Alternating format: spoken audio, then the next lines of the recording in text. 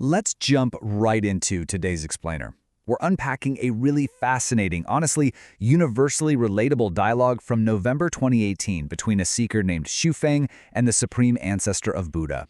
Today, we're using this profound source material to explore a deeply painful human experience. You know that feeling when you do absolutely everything right? You put in the grueling hard work, but you feel like you have literally nothing to show for it? We've all been there, right? Well, the answers provided in this dialogue are going to completely flip how you measure success. So let's dive right in and ask a completely counterintuitive question that sits at the very heart of this text. What if getting nothing is actually the ultimate gain? I know, it sounds crazy. Our society constantly conditions us to measure progress by what we accumulate. You know, wealth, status, tangible rewards. But the text we're examining challenges that entire worldview. It actually suggests that the total absence of things might just be the absolute highest form of achievement. Section 1. The Breaking Point, a 20-year crisis of faith.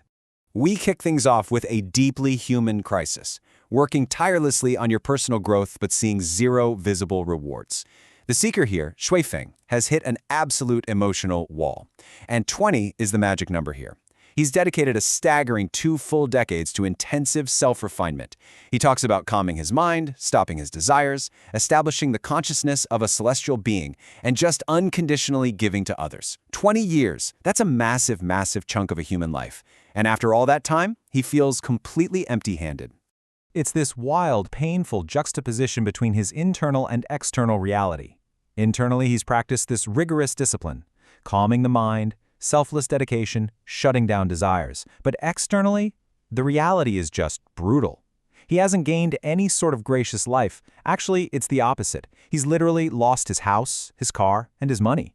And to make matters worse, his wealthy peers are openly mocking him. He's got no magic power, no fame, and absolutely no fortune. So this immense frustration leads Xu to directly question the justice of the universe. He flat out asks, where is the fairness of Tao? He's openly wondering if he just took the entirely wrong path in life. I mean, if selfless dedication leads to living so much worse than people who are completely selfish, what's the point?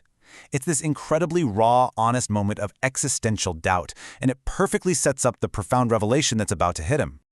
Moving into Section 2, the invisible gains, shifting the paradigm.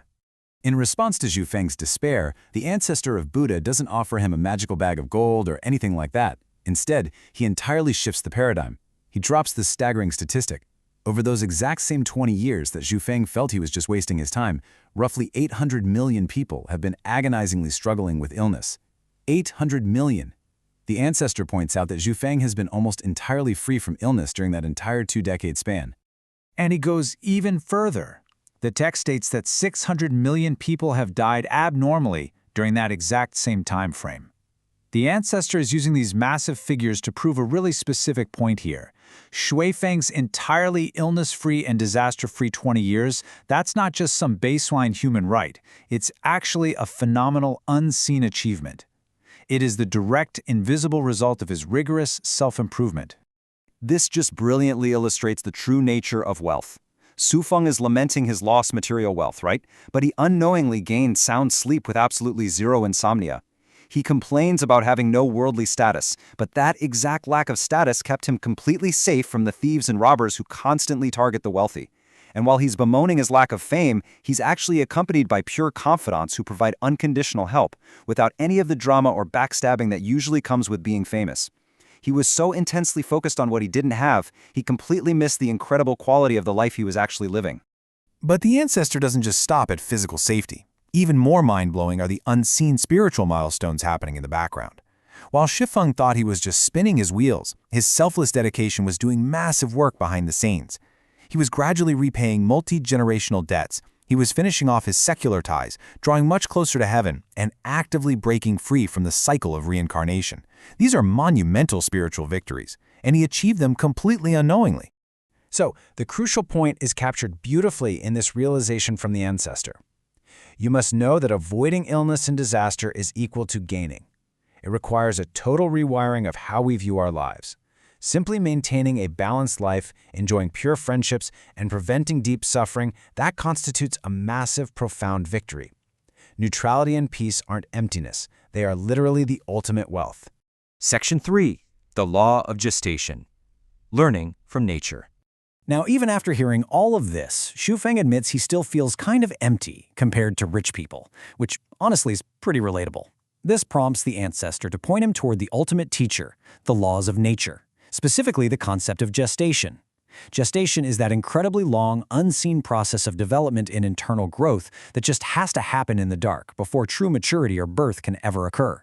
The ancestor explains that all secrets and mysteries are hidden right there in the principles of natural phenomena. The ancestor uses this really beautiful metaphor to explain it. Think about a fruit tree. It's forced to go through a rigorous, strictly sequenced process.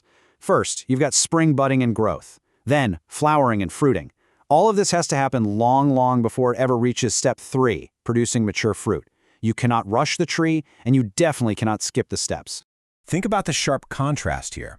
The gestation period is defined by a very long duration filled with entirely unseen development. The fulfillment period, however, is a very short duration of sudden maturity. The ancestor tells Shufeng directly, your 20 years of feeling stuck was literally just your necessary gestation period. It takes a really long time to build a solid foundation. To drive this point home even further, the text uses the metaphor of an ewe giving birth.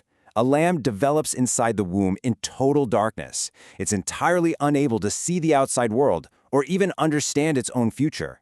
It just sits in the same environment, slowly developing, until the sudden, explosive moment of birth.